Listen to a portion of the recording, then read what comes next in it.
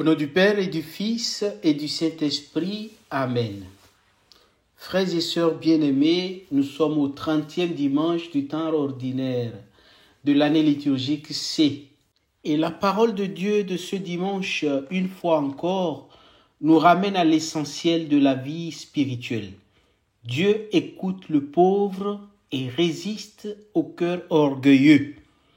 Ce n'est pas la richesse, ni la science, ni même les œuvres visibles qui attirent le regard de Dieu, mais l'humilité du cœur. Les trois lectures de ce dimanche forment un magnifique triptyque sur la vraie prière, celle qui jaillit du fond du cœur, qui jaillit du fond de l'âme dépouillée de tout orgueil.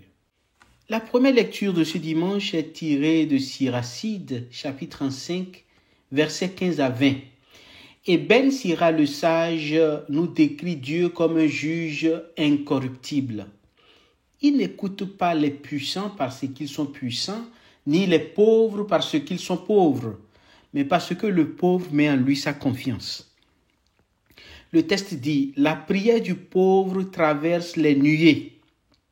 Cela veut dire qu'elle perce tous les obstacles, même ceux de notre monde de violence et d'indifférence, parce qu'elle vient d'un cœur brisé et sincère. Le pauvre n'a pas de garantie humaine, mais il garde une foi nue, dépouillée, confiante. Voilà le secret de toute prière exaucée, la dépendance totale de Dieu.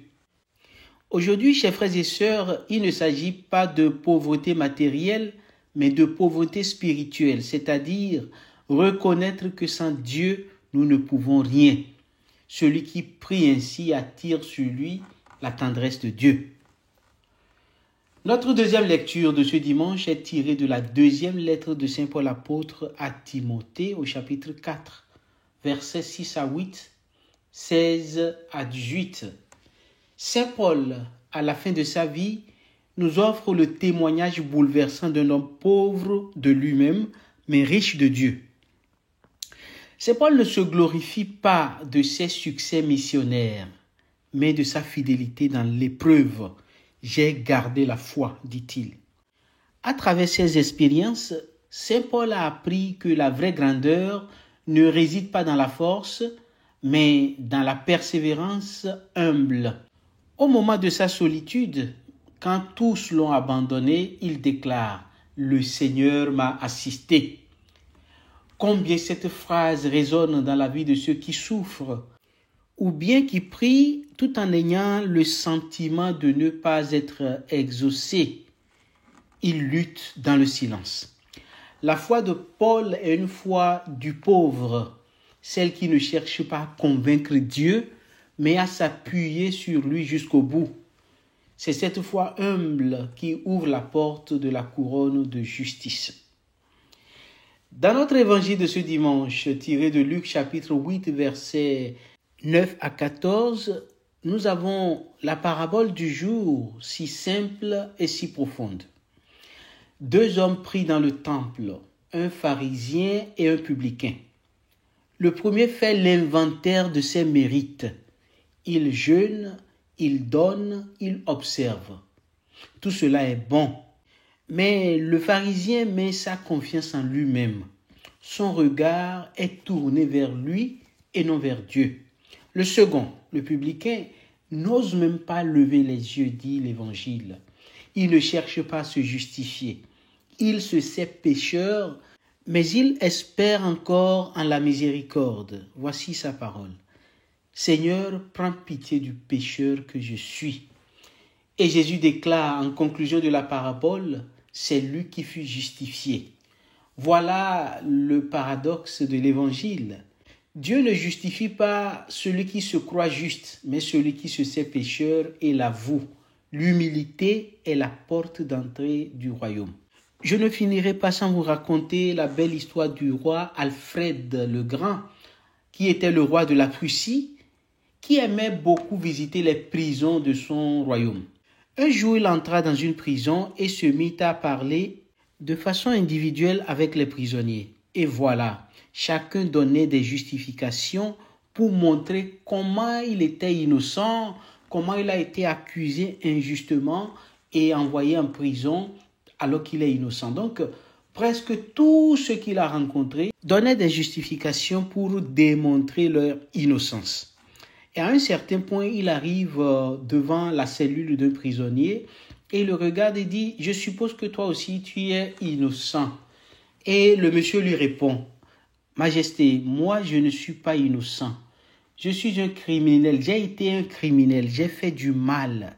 Et si je suis ici, c'est parce que je mérite de payer pour ce que j'ai fait. » Alors le roi le regarde et il appelle la garde en leur disant « Eh bien, chers amis, libérez immédiatement ce monsieur d'ici. Parce que si nous le laissons dans cette prison, il risque de corrompre tous les justes, tous les innocents qui sont ici. Parce que, étant donné que c'est un criminel, quelqu'un qui a fait du mal, il n'a pas sa place au milieu de ces saints qui sont ici. Libérez-le et laissez-le partir. » Chers frères et sœurs, ce prisonnier qui a déjà fait un chemin de conversion dans son cœur en reconnaissant le mal qu'il a fait, a trouvé la liberté ce même jour. Tandis que tous les autres qui ne veulent pas se regarder en face pour reconnaître ce qu'ils sont restés en prison. Voilà comment Dieu agit envers ceux qui sont humbles, ceux qui se présentent à lui en toute confiance et présentent leur fragilité et leur vulnérabilité. Aujourd'hui, nous devons nous interroger. Quelle est ma manière de prier?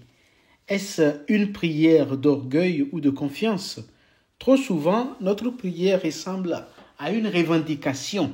Pensez à ceux qui réclament à Dieu un miracle. Aujourd'hui, je veux ça maintenant. Tu dois me le faire, ainsi de suite.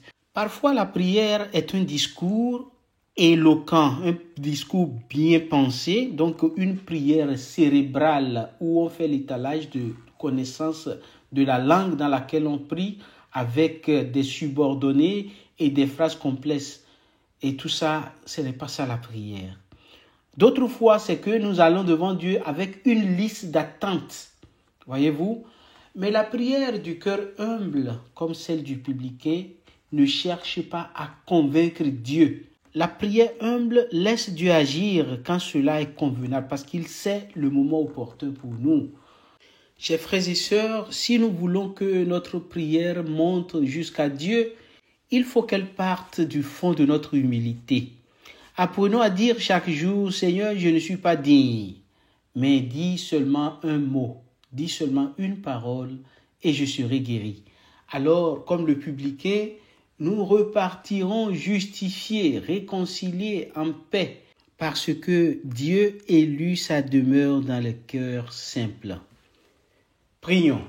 Seigneur Jésus, toi qui écoutes le cri du pauvre, enseigne-nous à prier avec un cœur humble. Délivre-nous de l'orgueil qui nous éloigne de toi et fais de nous des témoins de ta miséricorde. Que notre foi, même petite, devienne persévérante et qu'à la fin de notre combat, nous recevions de toi la couronne promise à ceux qui t'aiment et t'espèrent. Amen.